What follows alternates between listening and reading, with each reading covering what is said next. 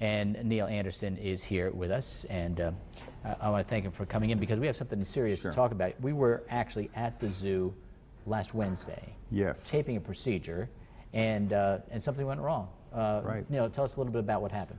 Well, you know what we were doing, we were taping a procedure. We were hoping to be able to show that on Thursday. But what had happened is we had an elk that was just finishing up its quarantine period. And you kind of take a look right now, you can see we were finishing up the quarantine and we're going to move it on to exhibit. So before we did that, we had to do a TB test. So we had to read the TB test. So to do that, you got to get your hands on the elk. But in addition to, you can see we had a team of veterinarians. And what we were doing there is we were actually performing a vasectomy, so that when he went on exhibit, then we wouldn't have any production then of any other elk out there. So we took that particular time to do that. And what had happened during the procedure, you know, in any time that you do sedate an animal, you know, very similar to us, you know, once you do that, you know, there's a potential for complications. You know, we never say, you know, I hate to say that there's any routine surgery, but this was kind of a routine surgery. It was going real well. You have to make sure that on the level of sedation, and you can see, you know, we've got staff in the background and they're holding the leg with that rope. And as there's 2 veterinarians there as well. Actually, we had a total of 3 veterinarians working here.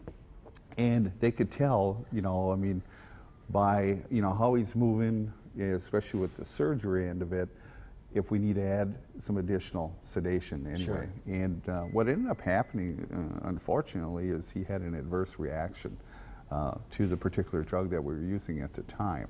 And what it did is it caused respiratory distress. And you can see right now, all of a sudden, you know, he went shallow on us. You know, he caused respiratory distress, and we really couldn't get a pulse. So you can see at this particular point, you know, the staff obviously is very frantic at this point, and they begin CPR, you know, chest compressions. You see right now they're trying to put a tube inside the elk to go ahead, really a tracheal tube, to go ahead and open up the airways. You know, and then we're going to run a piece of equipment out to help with assisting in breathing. But we could not at this particular point. We tried and tried. And I can tell you this, you see, here's a piece of equipment that we're running in. So had we been able to have success with the CPR, this piece of equipment would help assist with the breathing. I see.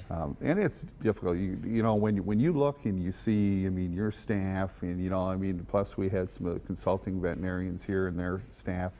But when your staff is down there and they're performing, you know, CPR, they're, you know, using as far as assisting breathing, you know, I mean, with their mouth over the nostrils of these guys, just trying to go ahead and hoping that things would turn right. And they didn't, unfortunately. Now, I know we are looking at bringing another elk in, but you never know, you know, every time you sedate an animal. Sometimes, and what we do is we keep detailed history, medical history on animals. But sometimes, you know, if this is the first procedure that the animal's ever been sedated, you don't know. You don't know. I mean, you know, it had an adverse reaction. Now, we did what we call a necropsy, which is similar to an autopsy. We did a necropsy, and the necropsy itself, what we call initial gross necropsies, everything looked good. But then we send tissue samples in, and it'll take several weeks to take a look in. But we really have a good feeling that it was probably an adverse reaction that caused the cardiac failure. That's too bad. And what was the elk's name? This was Bean. Bean. So he was a year old. You're going to be getting a new elk, I guess, sometime in the future, right? Yes, and we're going to look at probably fairly soon, going ahead and start that process too. Well, thanks for sharing that. You know, it's amazing to see that behind-the-scenes footage, because I didn't realize there were so many people there and 3 veterinarians, and sometimes things go wrong. So, absolutely. Neil, thanks for joining us, and stick around. Neil will be with us again next hour here on Good Day Wisconsin.